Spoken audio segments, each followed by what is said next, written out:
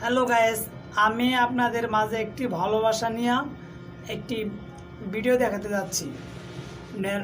ভালোবাসলে ভালোবাসা কত প্রকার, ভালোবাসা কি ভালোবাসলে কি করতে হয়, ভিডিওটি সম্পূর্ণ দেখতে থাকুন।